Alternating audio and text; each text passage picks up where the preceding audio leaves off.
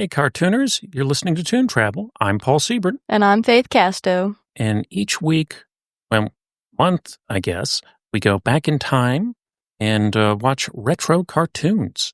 And how are you doing, Faith? I'm doing pretty good. How about you? All right. Well, finished up my midterm paper and been doing a lot of squirrel stuff, gathering nuts for the fall and winter. And we ended our last show on a little bit of a cliffhanger. For those of our audience, you can't see it now, but Faith has turned into a plant monster. I was just wondering, have you been shedding any leaves or Uh, flowering? yeah, honestly, I've changed a little bit, changed a little color. Suppose like the leaves on the trees. Hmm. Yeah, it's a good look for you. Thank you. So this is our Halloween episode, and if I had thought this out a little more, maybe we should have done Tales from the Crypt Keeper, one of the Ghostbusters cartoons. But we are going to be looking at Little Shop, the 1991 attempt at turning Little Shop of Horror into a cartoon. Not a lot of horror, but you got a little bit of a history with that. Yeah, I do actually. During my senior year of high school for our spring play in theater, we actually did Little Shop of Horror, and I was one of the ensemble as a nun. Oh my! And let's talk a little bit about Halloween here, because I was wondering, do you consider Audrey Jr., the name of the plant? Audrey, yeah. Would you consider him to be a Halloween monster? Huh. That's a good question. I feel like he could be, but I don't know. I guess because I did the show in the spring, it feels more like a spring kind of monster, you know? See, I'm of two minds, because on one hand, if someone puts on Little Shop of Horrors at a Halloween party, I'll watch it. I'm not going to complain. Yeah. But it seems like the plant would be a lot of work to make into a Halloween costume. Yeah, seems like it. Although I will say that's not one of the shows or movies, I guess, that I would consider Halloween, because I don't think I've ever actually seen anyone put it on for a Halloween movie. My mom probably would. Right. But speaking of Halloween, what is your favorite Halloween candy? That's a good question. I know when I was a kid I used to love Kit Kats, but um I would say either the Hershey almond bars or maybe Sour Patch Kids, something a little like sour, sweet, a little bit of both. I'm a big fan of mini paydays. They get that Oh yeah. sweet and salty itch. Mhm. Also a big fan of the Reese's Take 5 bars. Oh yeah, I haven't seen those in a little bit. Oh, they're great. They have a little bit of everything in there. Oh yeah. So every episode, we go back in time and we get a sponsor for a good or service that no longer exists. And I need to point out, we specifically do not get any money for this because the good and service no longer exists. I have to say it now because we're on public radio. True. Yeah, you can listen to us on WMUL every other Wednesday at 11 a.m. Oh, okay. And comes right on after my DJ shift. And we are starting all the way back at episode 1. We just we skipped ahead just a little bit so we could have Tales from the Crypt Keeper be our Halloween episode. Okay. But but I mention this because this episode, our defunct sponsor, is not a good or service. It is a place. Ooh.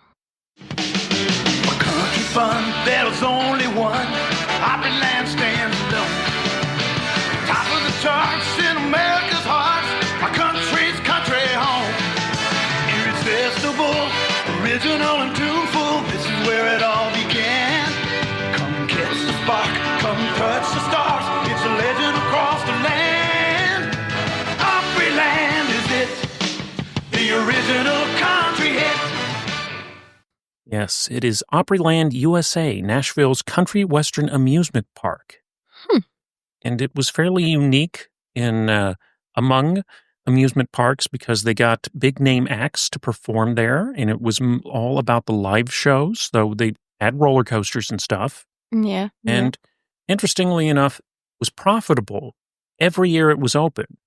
But in 1997, the owners of the Gaylord Hotel, who owned a park, decided to close it to make room for a shopping and convention center, which was a notorious flop.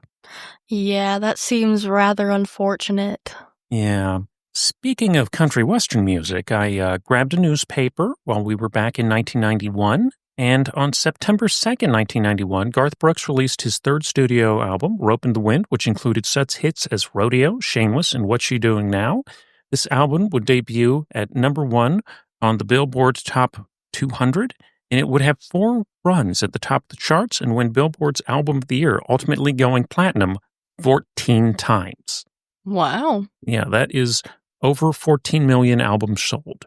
That's amazing. That is a lot of CD. For the weekend of September 6th through 8th, the number one movie at the box office was Dead Again, a neo-noir mystery directed and starring Kenneth Branagh as a private investigator trying to find the identity of a woman with amnesia, played by Emma Thompson. What would make this particularly as impressive is that the film was released in less than 800 theaters. Wow. It would gross a total of $38 million.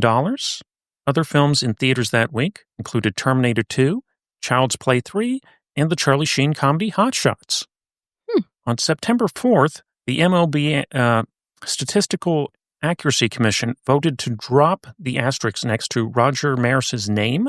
Maris in 1961 hit the home run record for a season, hitting a total of 61 homers, passing Babe Ruth's record for 60 home runs in a season, but they put an asterisk next to his name, not because he cheated or anything, but because his season was longer than Ruth's. Oh, wow.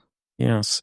So for many years, Maris had an asterisk next to his name, because even though he did nothing wrong. And those were some of the things going on in 1991. Now, is the asterisk typically if they do something wrong, or? Yeah, when Barry Bonds hit the home run record, a lot of people wanted an asterisk next to his name because he allegedly doped. Right, okay. So it's usually for stuff like that. Wow, that makes sense. Now, let's talk a little bit about Little Shop of Horrors. It was originally a horror comedy in 1960, directed by Roger Corman and written by Charles B. Griffith. Starred Jonathan Hayes, Jackie Joseph, Mel Wills, and Dick Miller. It also featured a cameo by a young Jack Nicholson and was shot on a budget of $28,000. Dang. Yeah, that's how Roger Corman did him. He made him fast and cheap, and he never lost a dime. Corman would go on and direct over 50 films and produce hundreds more. The movie started to develop its cult following, was released in a double feature with Mario Bava's Black Sunday, which it's kind of interesting they would do that because Little Shop of Horrors is a horror comedy and Black Sunday is a very serious Italian Gothic horror film. Right, okay. But over the years, the film attracted such a cult following that in 1982, it was adapted into a campy musical by Alan Menken with a script by Howard Ashman. Initially debuting as an off-Broadway production, it was off-Broadway. That was how out of the way it was. Yeah. Yeah, it was moved to the Orpheum Theater, where it played for 5 years.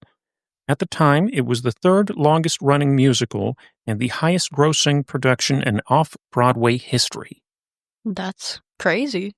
Yeah, there have been numerous revivals, including a 2003 Broadway production, and because it has a relatively small cast, it has been a popular play for community theaters, for high schools, and colleges, as you know.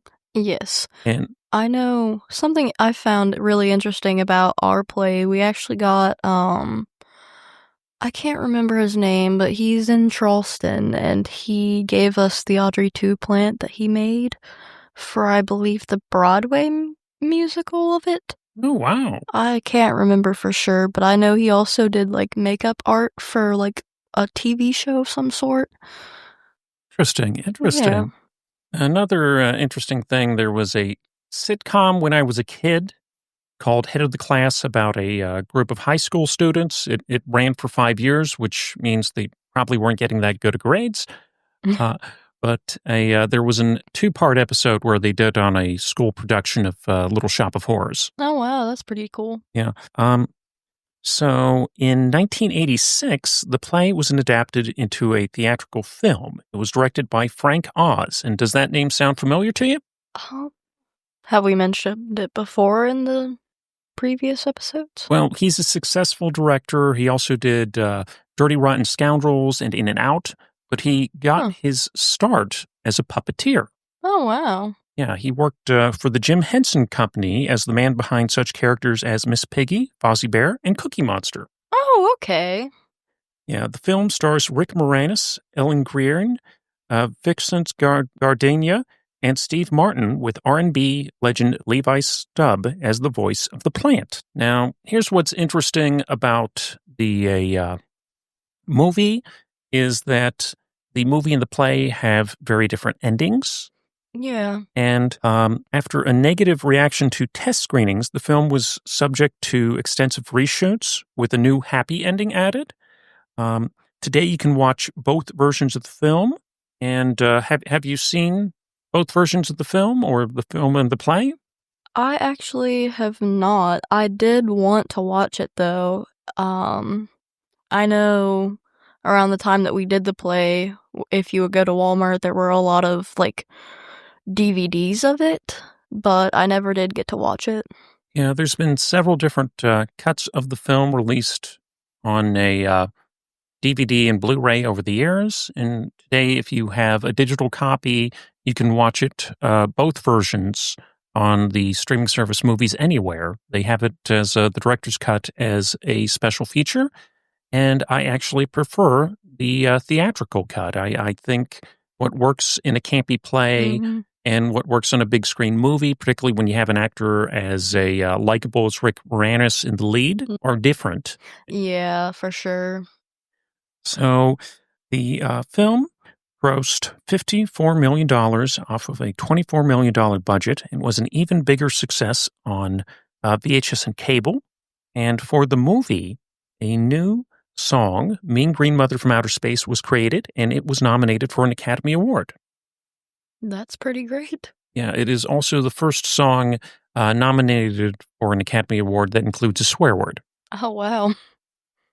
So in 1991, an animated series loosely based on the movie and the musical aired on the fall 1991 season on the new Fox Kids network. This was about the second year that the Fox had really gotten into children's programming, and it wasn't really until 1992 that things really got off and running there. The series was adapted for television by Ellen Levy and Mark Edwin Edwards and produced by Tom Tataranos. I cannot pronounce his name, who worked on other shows, including Filmation's Ghostbusters, which we talked about before.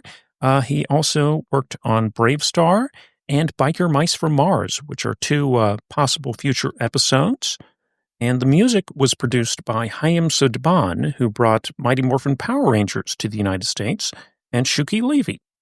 The show was produced by Marvel Productions, which was originally the entertainment wing of Marvel Comics. It eventually got sold off to, I believe, Fox, and it got bundled together with New World Pictures. Huh. But, I didn't know that. Yeah. But their big show, they did do some Marvel properties like Spider-Man and His Amazing Friends. Oh, yeah. But their biggest hit was actually Muppet Babies. And the show ran for one season of 13 episodes, and it probably was canceled in part due to the fact that it aired opposite of Teenage Mutant Ninja Turtles. Wow. And we watched the pilot, which was season 1, episode 1, Bad Seed, written by Mark Edward Edens.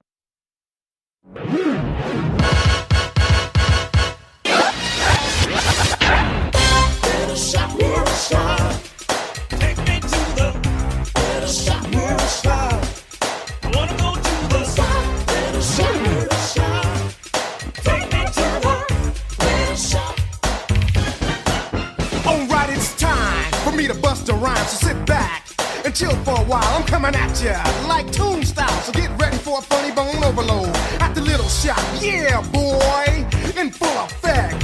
Yo, the Little Shop posse's gaining respect, so break out before I put you in check. Now when you come to the shop, what you get, what you see, so just be careful. Getting close to me. Little shop, little shop. Take me to the little shop, little shop. I wanna go to the little shop. Word, little shop.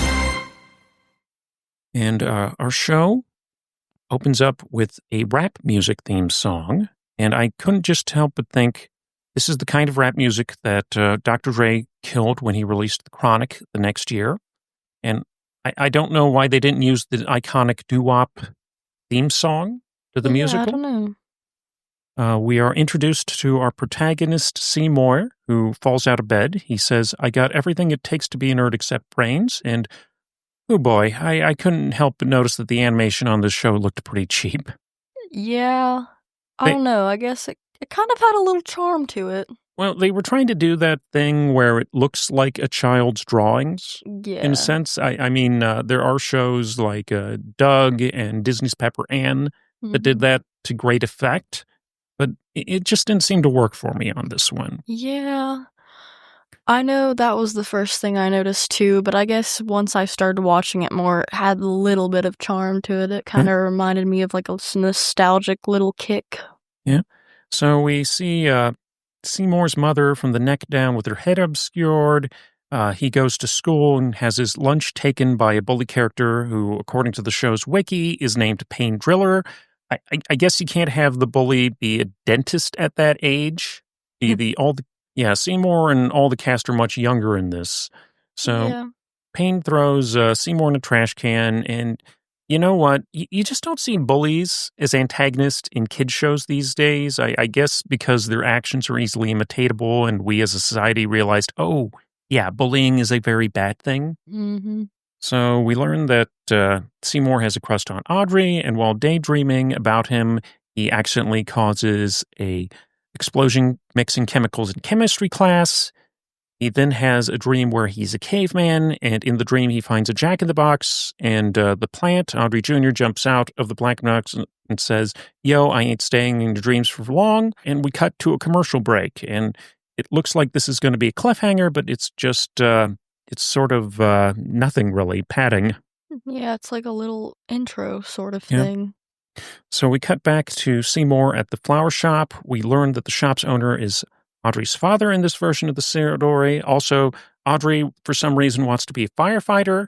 Seymour accidentally overwaters a plant and floods the shop, which gets him in trouble. Making a delivery, Seymour runs into Driller again, who splashes mud on him and throws his homework in the dumpster. As Seymour tries to fish his homework out, a truck comes along and takes him to the dump. When Seymour ends up landing on a rock, which turns out to be a fossilized seed, he decides to take it home with him and puts it inside his lunchbox. He opens up his lunchbox to discover that the plant has sprouted. Bully returns and tries to steal his lunch again, only to get bit by the plant. The bully responds by slingshotting Seymour through a wall. And, you know, this is one of the problems with the show. When you have a bully who's this much of an antagonist, you kind of want to see him get some sort of comeuppance. Mm-hmm. And because this is a show for small children, he can't be eaten by the plant. Yeah. So anyway, back at the shop, Audrey's father is sad because business is bad, and this leads to a doo-wop musical number that is easily the best thing about the episode. Seymour and the owner sing about how if they didn't have bad luck, they'd have no luck at all. We flash forward a bit at night, and the plant can now talk, so it grabs a telephone and orders a pizza. The delivery boy turns out to be the bully who tries to break into the store's cash register. He has Inspector Gadget Biznos coming out of his braces for some reason. The plant grows to giant size and is threatened to eat the bully when Seymour walks in. The bully throws Seymour into a bag of compost and threatens to come back. The plant reveals it can talk to Seymour. He tells him that he's breaking out of the shop, and that if Seymour helps, he'll help him get Audrey's attention. The next day, back at the shop, The bully is there, but never mind. Audrey has purchased a fire hose. Seymour is in trouble because the shop's owner thinks that he ordered a pizza and didn't pay for it, and the plant has some sort of weird mind control seeds. He tries to use it to make Audrey think that Seymour's cool. He spits one towards her, but it hits the bully instead, and Driller becomes enamored with Seymour, and oh boy, this scene plays a bit differently through 2025 eyes. Mm-hmm. So for some reason, they are all riding along on a bike, and the Plant throws the bully in the dumpster and swipes his bike with Seymour in tow. Plant does this New Jack Swing style of rap about how it doesn't want to live in the city and wants to go home. And I will say one thing about the show is that the music is pretty solid. Yeah. Seymour and the Plant go back to the dump, and they discover that it was built over a petrified forest, meaning that the plant is 200 million years old. So I guess Audrey Jr. here is not a mean green mother from outer space in this version. Guess not. So the long story short is Audrey Jr. can't go home again, so he agrees to stay at the little shop. Driller wakes up with no memory of what happened to him and takes his bike back. Seymour and Jr. ride in a vegetable truck to go back to the city, and Jr. is horrified to find out that the vegetable truck is going to a soup factory. He is appalled at the idea of vegetable soup. And there is a cute gag where one of the soup factory says Warhols, which is a cute touch. I thought that was one of the side gags that worked. Back at the shop, Junior sings a song where he is trying to rile up the other plants into rising against the humans.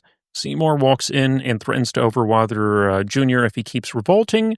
The plant gets the jump on him by grabbing Audrey's fire hose, and the result is the shop being flooded in a comic mishap. Audrey rushes in her little firefighter outfit and thinks Seymour must have put out a fire, and for once he has impressed the girl. The shop owner comes in to see that the plants are all blooming, so he's happy, and we flash forward a little bit. The shop is doing well. Audrey now acknowledges Seymour. Junior is still trying to get the flowers to revolt, and Driller gets a little bit of comeuppance when the plant eats his bike.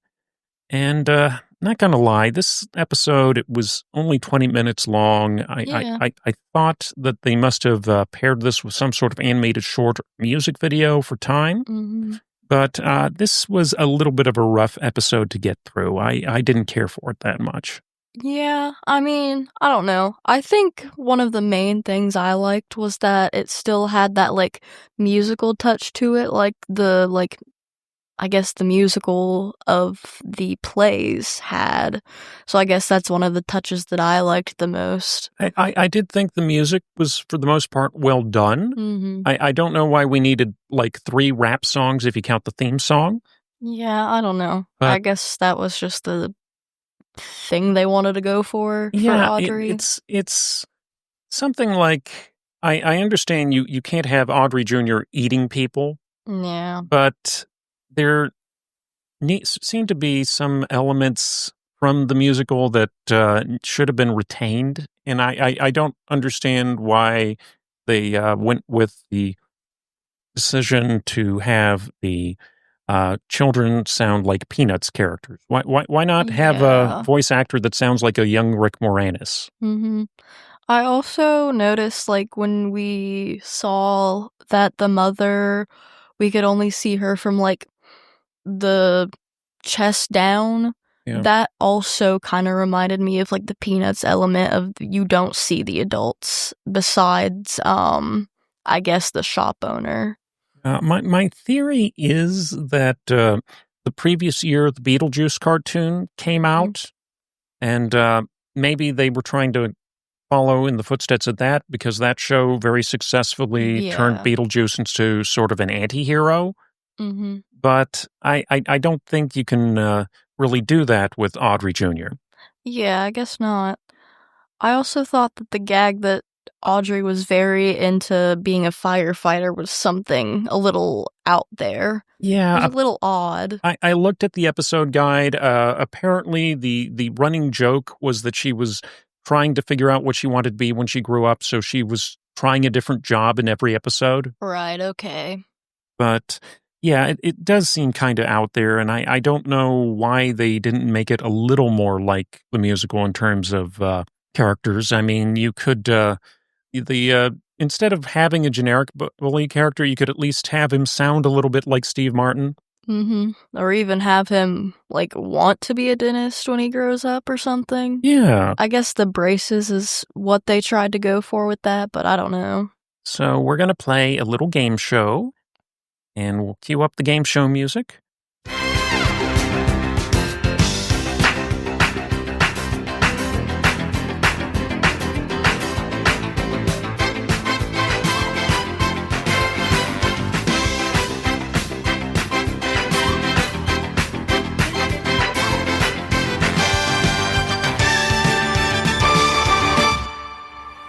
Okay. And this episode's game is called Horror Mania.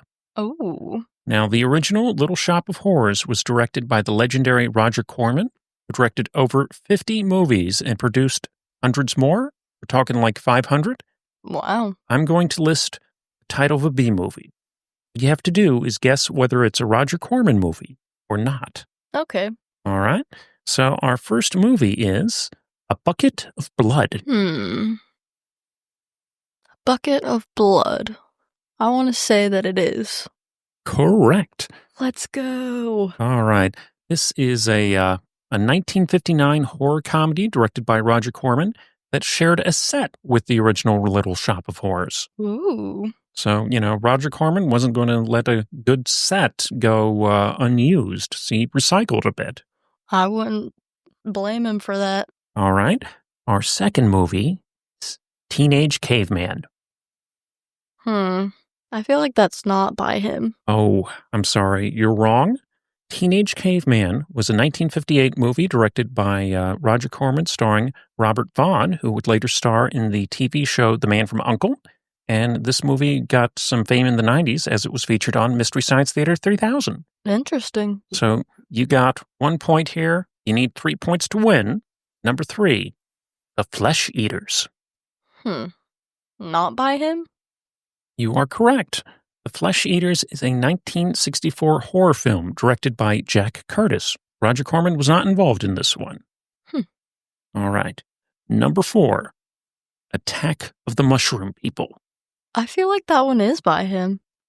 Okay, unfortunately, you're wrong. Attack of the Mushroom People is the American title of Matango, a 1963 Japanese horror film by Godzilla director Ishiro Kanda.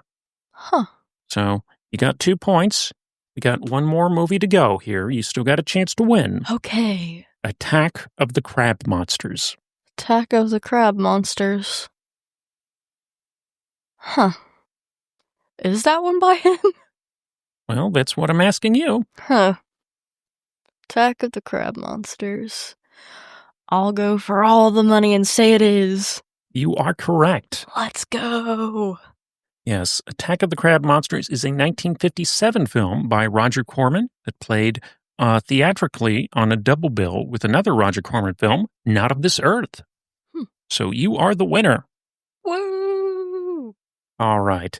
Now, just a reminder, if you'd like to support this show and are listening to this on YouTube, please like and subscribe. When you subscribe to the Dead Podcaster Society's feed, you'll get more great shows like Anime Deep Dive, Y Radio, Lizards Inc., and Gaming History 101. You can also subscribe to this show directly on Spotify. Ooh. And, of course, you can listen to this on WMUL. We are also now on the WMUL SoundCloud. Awesome. Yes. Now, Faith, next month is my birthday. I thought it'd be nice to give myself a little bit of an early birthday gift and do an episode of Chippendale Rescue Rangers next week. Ooh, absolutely. All right. So we will be back in 2 weeks, and we might have a guest on board, and we will once again delve into the Disney afternoon. Sounds amazing. And we will see you next time. Thank you, and happy Halloween. Happy Halloween.